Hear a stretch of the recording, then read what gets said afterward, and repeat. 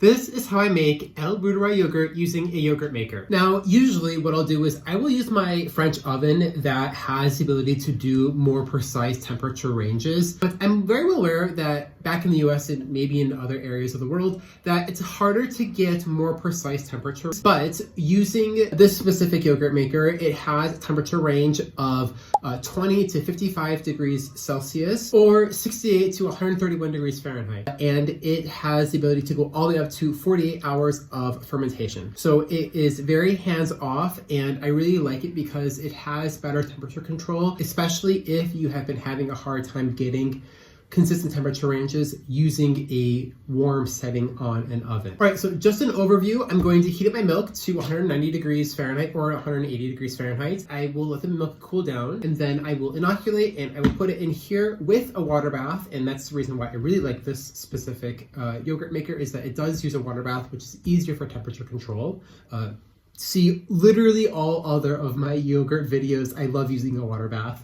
But I'll inoculate with my Reuteri tabs, and then I will let it ferment for maybe between 6, 8, 9, 10 hours. We'll see how, and what we'll do is we'll keep an eye on it for it to set, and then once it's done and it's set, I'll put it in the fridge overnight and I'll let it cool, and then we'll serve it up and we'll take a look at it. So let's get started. Also, I'll be sure to link this specific yogurt maker in the description below, and also the thermometer with a probe in it and the pH strip, so that you are getting the exact same things that I am. But feel free to shop around, of course.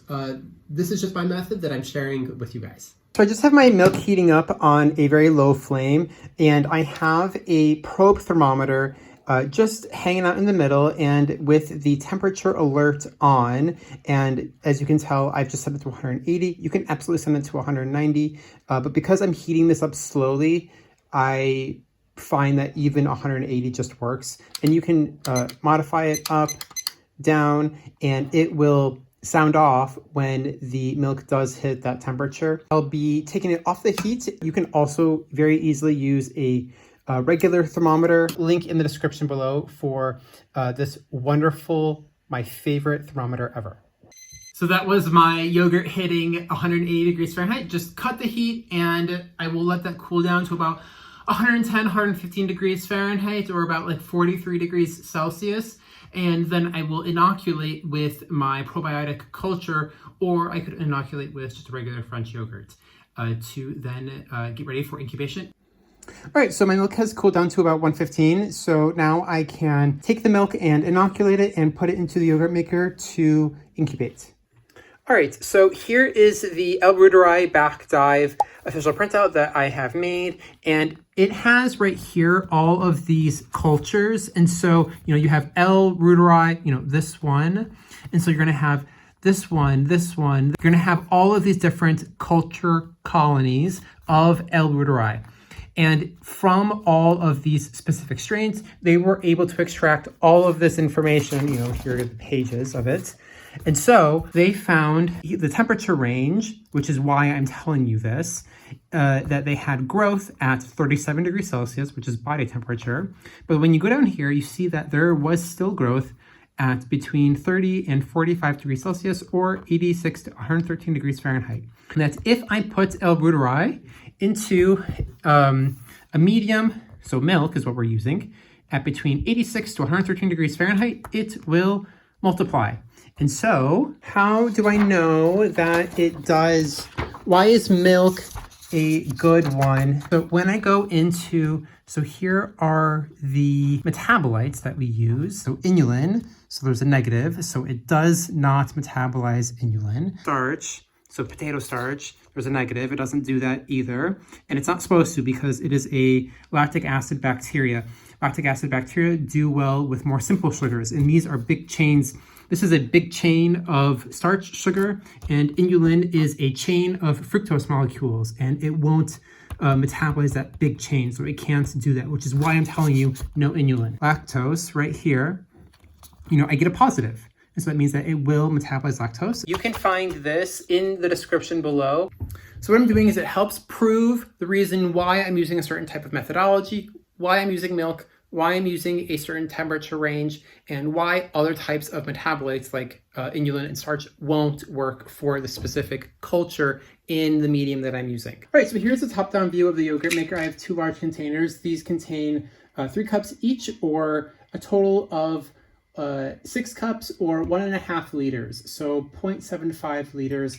Technically the same as one of these is one of these. And so what I'm going to do is I'm just going to take one of my BioGaia Gastrus L. reuteri tabs, and I'm going to crush them, 1 each for each container. Okay, so I just have my little pestle here. There's one, there's one.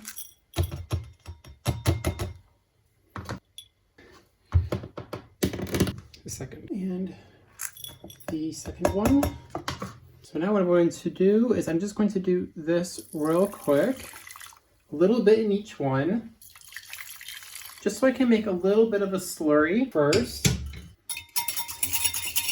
And maybe this is slightly overkill, but I'm just going to coat the sides real quick, because I'm sure there's maybe some dissolved L. reuteri.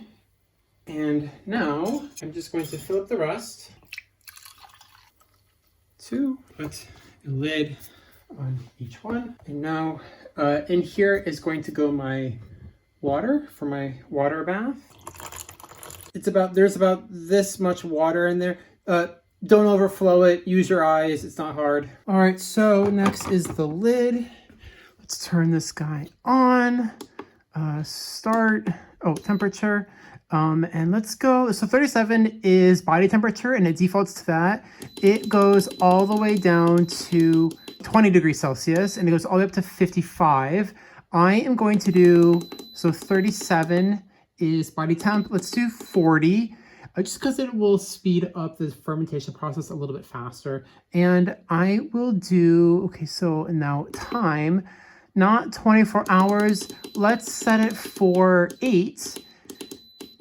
And then I can always add time later, because I'm going to go for a workout and then I'll be back and I will check on how this is doing, and we will see with our eyes how this is.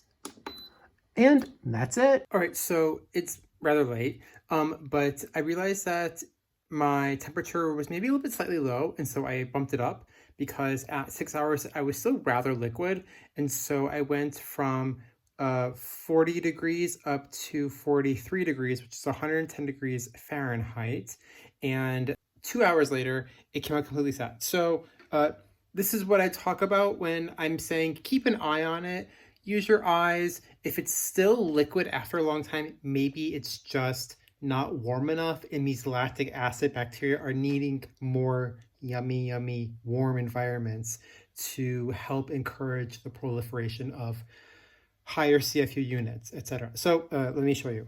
All right, so I just pulled this out, and it's a little bit slidey on top, which is normal for the cream layer, but it is completely set on the side, and so that is a good sign. All right, so we are not next day, we are 2 days later, but here are my 2 yogurts, looking pretty good. So this top yellower layer is, of course, the cream that has risen to the top, and that has fermented, so I can get a fermented cream out of this. And after, there should be some well-formed yogurt underneath. And because of, you can tell it has solidified, so I'll have nice quality yogurt here. Oh, doesn't that look great? And so here there's a little bit of whey coming up, which is perfectly fine. If you want less whey to be extracted, you just need to capture the water that's being released with more milk powder. You can either, or more reduced milk. So you can either cook the milk for longer on the stove to evaporate more of the water, or you can add in more milk powder to create a thicker yogurt. Or again, you can put all of this into a colander with a cheesecloth and make a Greek yogurt out of it to make it more thick. So here is my yogurt, and it looks really good. Let's do the same with the other one. Looking good. And so what I will do is I'll just stir this up, I'll pour some honey over it, and I will have a little dessert. Let's test the pH of this though, because I know some people are interested in that. And I can tell that the milk has reached its isoelectric point, which means the point at which milk turns from a liquid to a solid, because of the solid texture from the yogurt. So there's that. And it looks like we are at maybe a 4.5, maybe between a 4.0 and a 4.5.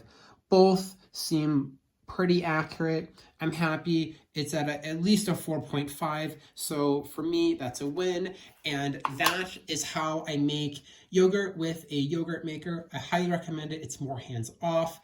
And it makes making yogurt really simple if your oven has a hard time doing precise fermentation temperatures. If you like what I've done, I have linked my yogurt maker, the pH strips, and my thermometer in the description below. And feel free to like, comment, subscribe if you like my content. And I want to thank you so much for watching. If you have questions, please ask in the comment section below. Thank you once again. I appreciate all of you, and I will see you in the next video. Bye.